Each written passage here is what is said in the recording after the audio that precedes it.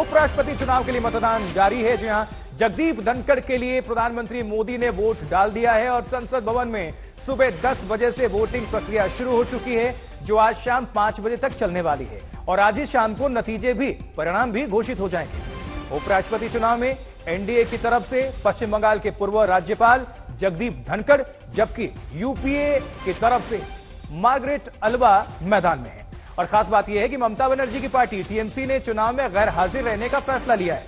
उनके पास 36 सांसदों का दमखम था। देखिए 3 तस्वीरों को देखिए। उपराष्ट्रपति चुनाव, मतदान प्रक्रिया जारी है, पीएम ने मतदान कर दिया है। अब धनखड़ वर्सेस अल्वा का ये चुनावी जंग है, लेकिन समीकरणों के मुताबिक, अंकगणित जो कहते हैं उसके मुताबिक एनडीए की जीत तय मानी जा रही है, यानी कि जगदीप धनखड़ के पक्ष में मतदान है। देखिए किस तरह से मंत्रियों ने अपने वोट डाले, प्रधानमंत्री ने अपना वोट कास्ट किया, वो तस्वीरें अभी आपको हम दिखा रहे हैं।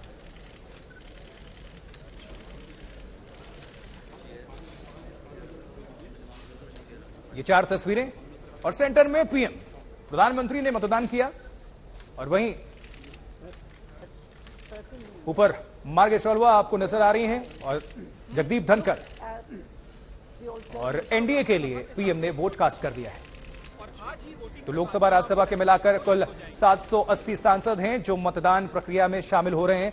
ऐश्वर्या पालीवाल हमारे साथ, हमारी सहयोगी, हमारी संवाददाता जुड़ चुकी हैं। ऐश्वर्या, क्या अभी अपडेट दर्शकों को आप बताएंगे, क्योंकि आज का दिन काफी महत्वपूर्ण, आज उपराष्ट्रपति आज देश को नए मिल जाएंगे।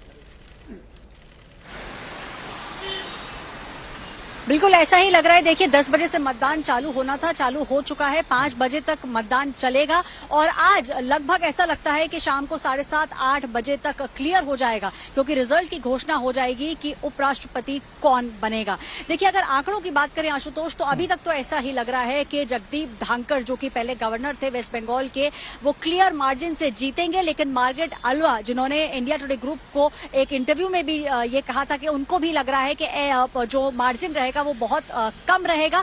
उम्मीद ज्यादा जीतने की इस समय तो नहीं लग रही है अगर आंकड़ों को देखें, लेकिन फिर भी ये जो टक्कर है ये महत्वपूर्ण रहेगी। हमने देखा किस तरीके से कांग्रेस भी, जो धरना प्रदर्शन कांग्रेस ने किया था कल, तो ऑपोजिशन भी एकजुटता होने का जो एक कोशिश कर रही है कि दिखा सके कि वो भी एकजुट है। 10 बजे से जो शुरू होना था वो शुरू हो चुका है आशुतोष, और लगभग 5 बजे तक मतदान चलेगा और रात को 7, 7:30 या 8 बजे तक आज रिजल्ट आ जाएगा। लेकिन अपोजिशन एकता किस तरह से दिखा रही है? देखिए टीएमसी तो एब्सेंट रहने का उन्होंने फैसला ले लिया है, 36 सांसद उनके पास हैं, तो फिर तो मत एक साथ नहीं हो रहा है।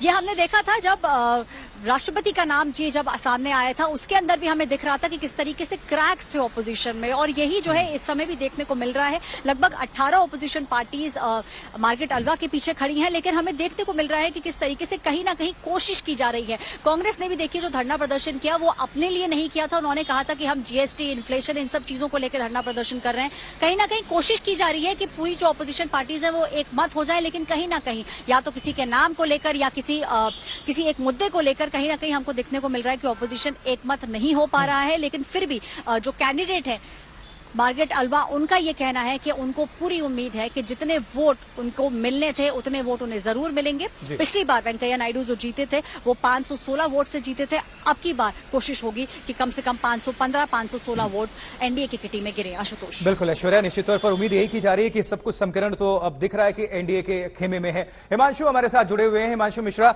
हिमांशु, आपसे मैं जानना चाहूंगा कि हर चुनाव में, चाहे राष्ट्रपति चुनाव या उपराष्ट्रपति चुनाव, कुछ ना कुछ इतिहास बनता है और कुछ इतिहास लिखे जाते हैं। इस बार क्या आपको दिलचस्प नजर आ रहा है इन दोनों चुनाव में?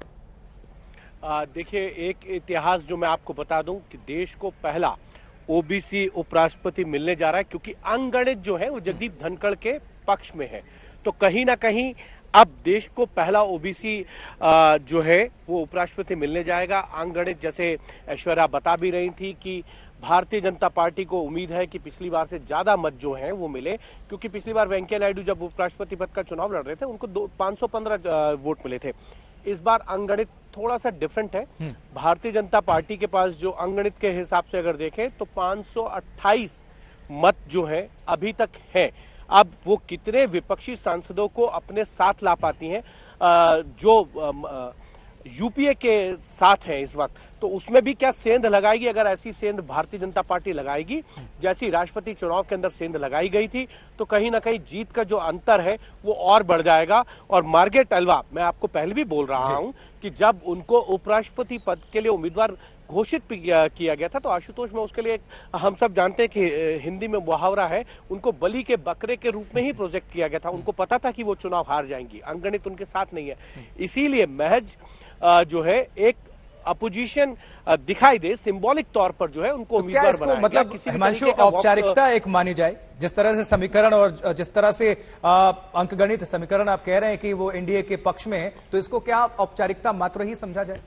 बिल्कुल औपचारिकता मात्र समझा जाए, क्योंकि 780 वोट पड़ने हैं और मैजिक नंबर जो है वो 391 का है। भारतीय जनता पार्टी के पास जो सांसदों की संख्या है खुद की अकेले दम पर वो 394 है। तो ऐसे में जो बहुमत का आंकड़ा है उससे 3 मत ज्यादा भारतीय जनता पार्टी के पास है। उसके अलावा उनके साथ जो है एनडीए के सहयोगी दल हैं, जिसमें शिवसेना के शिंदे ग्रुप है, जेडीयू है, एलजेपी है, ये तो उसके साथ सहयोगी दल है, असम गण परिषद है, बीपीटीएफ है, ये उनके सहयोगी दल है। अगर इन सब की संख्या जोड़ दी जाए तो 450 से ज्यादा पड़ती है। और उसके बाद जो है YSR Congress, BJD, Akali Dal, Mayawati, Sikkim democratic front जो है, एनपीपी जो है, वो उनके साथ है। तो कहीं ना कहीं भारतीय जनता पार्टी के पास जो जीत का आंकड़ा है वो पिछली बार से ज्यादा बड़ा होगा।